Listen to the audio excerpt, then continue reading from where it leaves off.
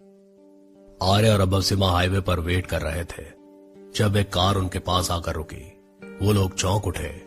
अबवसीमा ने बिना आर्या की तरफ देखे उसके बाद कंधे पर हाथ रख दिया और उसे अपने पीछे कर लिया। आर्या ने उसकी तरफ देखा। अबवसीमा कार की तरफ घूर रहा था। तभी दरवाजा खुला और वरिष्ठ और वशिष्ठ बाहर आए। अबवसीमा और आर्या दोनों हैरान रह गए। उनके साथ अदिति भी थी। आर्या ने उन्हें देखते ही उनकी तरफ बढ़ी और कहने लगी, वरिष्ठ, वशिष्ठ। वशिष्ठ ने उसके पास आते हुए नीचे पड़ी एक छड़ी उठा ली।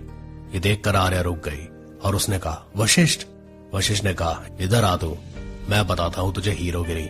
बड़ा शौक चढ़ा है ना तुझे। आर्या पीछे हटने लगी। उसने कहा, वशिष्ठ, ये गलत बात है, उससे लगती है यार। वरिष्ठ कार से टेक लगाकर खड़ा हुआ था। उसने कहा, वशिष्ठ, दो मेरी तरफ से भी लगा इसको, तब इसे समझ में आएगा कि भाई क्यों होते हैं। आर्या ने हाथ आगे किया और कहा, अबे पागल हो गए हो क्या। अबवसीमा भी कार की तरफ बढ़ गया और उसने वशिष्ठ से कहा, she is all yours. Vashishtha ने जैसे ही छड़ी उसे मारने के लिए उठाई, आर्या ने आंखें बंद कर ली। वशिष्ठ रुक गया। उसने एक गहरी सांस ली और फिर कहा, इसे मारो भी तो कैसे। आर्या ने एक आंख खोलकर उसकी तरफ देखा। वशिष्ठ उसे घूर रहा था। उसने दोनों आंखों को खोल दिया और हंसने लगी। वशिष्ठ ने छड़ी फेंक दी और बाहों को फैलाकर कहा, कम। आर्या उसे गले लग गई। ये देखकर वरिष्ठ ने कहा, मैं भी। वशिष्ठ ने उसकी तरफ देखा और फिर उसे एक बाजू फैलाकर आने के लिए कहा। वो भी उन दोनों से लिपट गया। ये देखकर अबवसीमा ने कहा, इन तीनों में बहुत प्यार है ना। अदिति ने कहा, आई विश ये प्यार कभी कम ना हो। थोड़ी देर बाद वो सब गाड़ी में थे। वशिष्ठ और अबवसीमा आगे बैठे थे। अबवसीमा गाड़ी चला रहा था। वरिष्ठ, आर्या और अदिति पीछे बैठे हुए थे। आर्या ने चौंक कर कहा, तो तुम लोगों के कहने का मतलब है कि वो लोग मेडिकल हाउस के केस को रैप अप करने की कोशिश कर रहे हैं। वशिष्ठ ने पीछे मुड़कर कहा, हाँ, आज ही कोर्ट का ऑर्डर आया है। वो लोग 1 हफ्ते के अंदर इस केस को रैप अप कर देंगे। वरिष्ठ ने कहा, we have to do something, वरना फिर मेडिकल हाउस को कोई नहीं बचा सकता। तभी अबवसीमा ने कहा, क्या तुम लोगों को पता है कि तुम्हारे मेडिकल हाउस के खिलाफ कोई ठोस सबूत नहीं है। बस कुछ गवाह हैं और कुछ ऐसी चीजें हैं जिनसे लगता है कि मेडिकल हाउस में गैर कानूनी काम हो रहे थे, पर कोई पक्के तौर पर नहीं कह सकता। फिर भी वो लोग 1 हफ्ते के अंदर केस रैप अप करना चाहते हैं, पर क्यों। उन सब ने अबवसीमा की तरफ देखा। अपनी बातों में वो भूल ही गए थे कि अबवसीमा उनके साथ है। आर्या, वरिष्ठ और वशिष्ठ ने एक दूसरे की तरफ देखा। आर्या ने उन्हें चुप रहने का इशारा किया और फिर अदिति से कहा, अदिति, हमारे लॉयर को बोलो कि जब तक हम कुछ सॉल्यूशन नहीं ढूंढ लेते केस को संभाले। अदिति ने सिर हिला दिया। वो लोग राणा हाउस के बाहर पहुंच गए। उनके वहां पहुंचते ही एक गाड़ी वहां पहुंच गई। सब उस गाड़ी की तरफ देखने लगे। कार का दरवाजा खुला और एकांत और अधिराज बाहर निकल गए। अधिराज ने सबकी तरफ देखा और फिर कहा, तुम सब कहां से आ रहे हो। हम ऑफिस गए थे, वहां पर कोई नहीं था। एकांत ने कहा, हम तुमसे मिलना चाहते थे, पर तुम लोग गायब ही हो गए थे। उन सब ने एक दूसरे की तरफ देखा। आर्या ने कहा, वो हम अबवसीमा ने एकदम से कहा, हम अदिति के घर गए थे। अधिराज ने उसे घूरा और फिर कहा, हमने तुमसे पूछा क्या।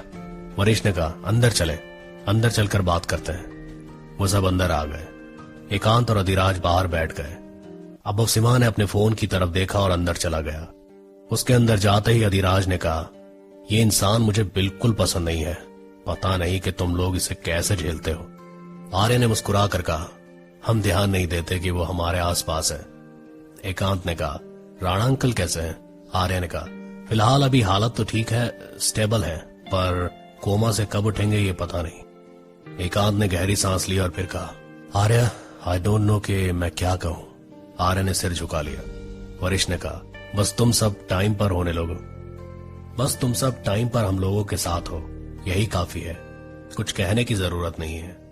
एकांत ने मुस्कुरा कर कहा, ये तो दोस्त का फर्ज बनता है। इससे पहले कि कोई कुछ कहता, पीछे से आवाज आई, मेरे ख्याल से एक बार आपको भाई का फर्ज भी याद कर लेना चाहिए था। सब आवाज सुनकर पीछे घूमे। पीछे खड़े इंसान को देखकर वो सब चौंक उठे। एकांत ने हैरानी से देखा और फिर कहा, तुम यहां।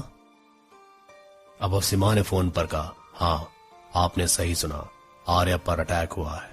प्रथम ने फोन पर कहा, और वो वही आदमी था जिसने एलिवेटर में भी अटैक किया था। और राणा हाउस में घुसा था।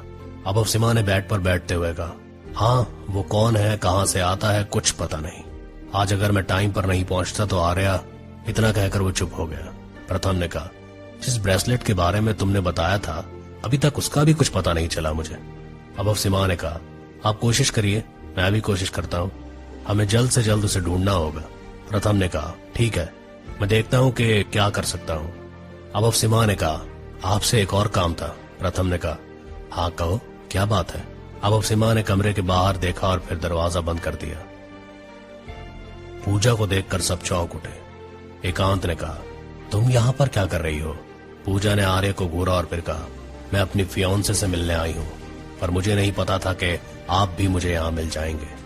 वशिष्ठ ने कहा, पूजा, ये हमारा घर है, कोई होटल नहीं है, और रही बात अब सिमा की तो वो यहाँ पर काम करता है, तुम जब मर्जी उससे मिलने यहाँ नहीं आ सकती। पूजा ने उसकी तरफ घूरा और फिर कहा, मुझे भी यहाँ आने का कोई शौक नहीं है, पर जब तुम मेरे मंगेतर को अपने पास रखोगे तो मेरे पास कोई ऑप्शन नहीं है। आर्या ने गहरी सांस ली और उसने कहा, पूरे दिन में बस यही होना बाकी है अब। तभी अभव सिमा अपने फोन की तरफ देखते हुए वहां आया। पूजा ने उसे देखते हुए कहा, अभव। अभव सिमा ने उसकी तरफ देखा। उसने कहा, ओह पूजा। पूजा एकदम से उसके पास गई और उसके गले लग गई। अभव सिमा एक पल के लिए चौंक उठा, फिर उसकी नजर आर्या पर गई, फिर वो मुस्कुरा दिया और उसने भी पूजा के इर्द गिर्द बाहें डाल दी। आर्या ने यह देखा और फिर एक गहरी सांस लेकर अपना सिर हिला दिया। अधिराज ने एकांत की तरफ देखा और फिर कहा, ये क्या हो रहा है? एकांत ने कहा, कल तक तो ये एक दूसरे को जानते तक नहीं थे।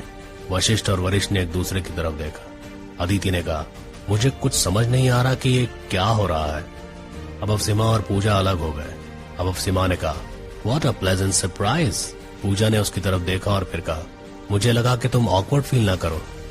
अब सिमा ने कहा, बिल्कुल भी नहीं, आई एम हैप्पी। फिर उसने बाकी सबकी तरफ देखा और फिर कहा, बाहर चलकर बात करते हैं, यहाँ पर काफी क्राउड है। पूजा ने सिर हिलाया। अब सिमा ने हाथ पकड़ा उसका और उसे बाहर ले गया। उनके जाने के बाद एकांत ने कहा, आर्या, मुझे काफी दिन हो गए यहाँ आए हुए, लेट्स गो, हम सब फॉर्मरी देख कर आते हैं। अधिराज पसर कर सोफे पर बैठ गया और उसने कहा, यार तुम लोग जाओ, मैं नहीं जा रहा।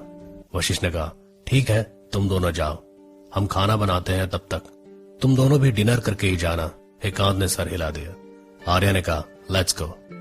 वो दोनों बाहर चले गए। अदिति ने कहा, मैं भी आप लोगों की मदद करती हूँ। वशिष्ठ ने उसकी तरफ देखा और फिर कहा, ये कहो ना कि वरिष्ठ की मदद करनी है। अदिति के गाल लाल हो गए। उसने हल्का सा ककारा और फिर किचन की तरफ चली गई।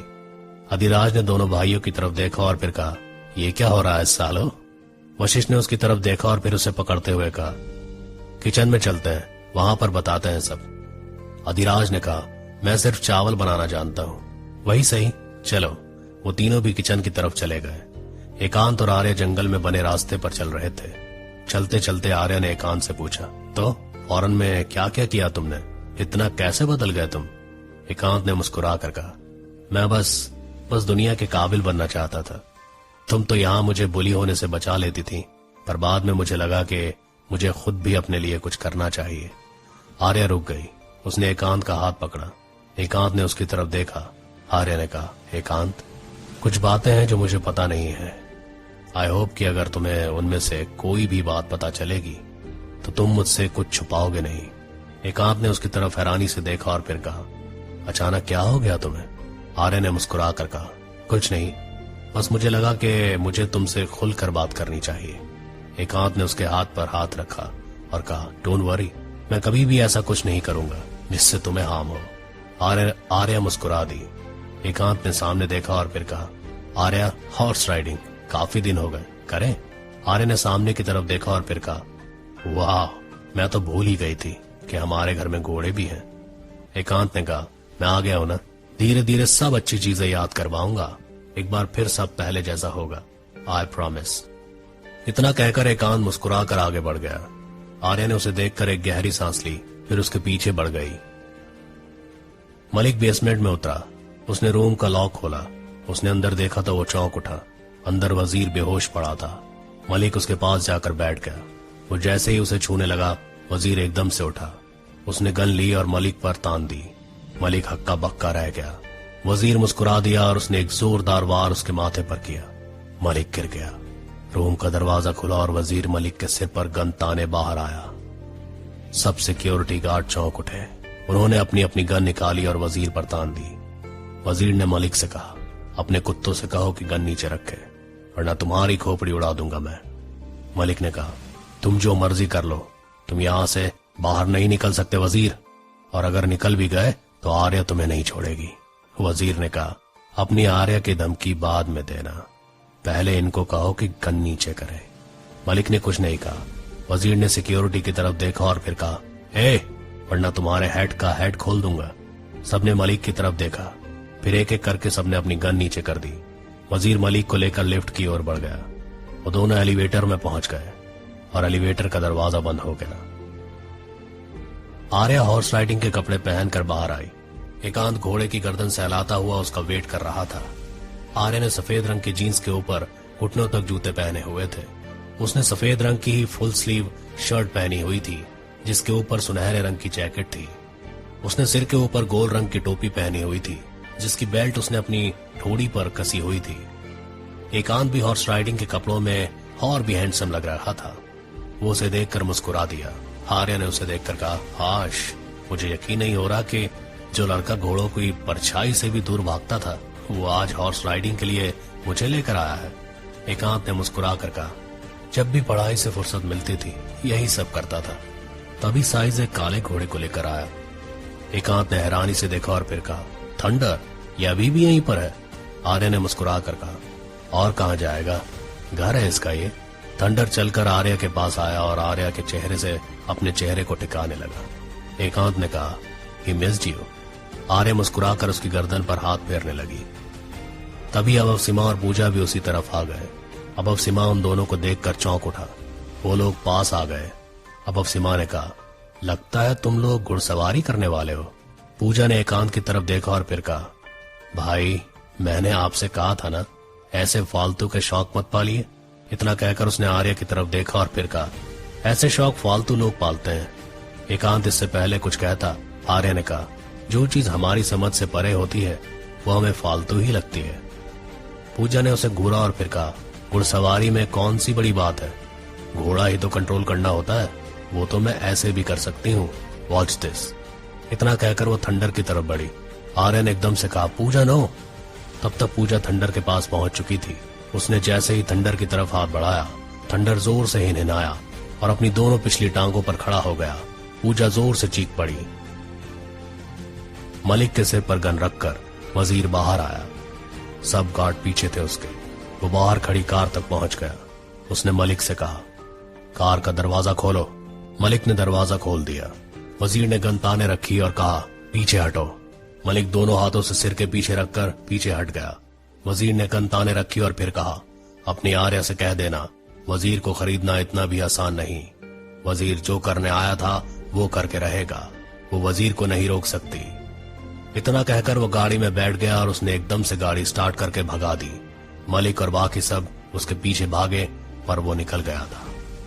मलिक ने चिल्लाकर कहा, गाड़ियां निकालो। गार्ड गाड़ियों की तरफ भागे। मलिक कमर पर हाथ रखकर खड़ा हो गया।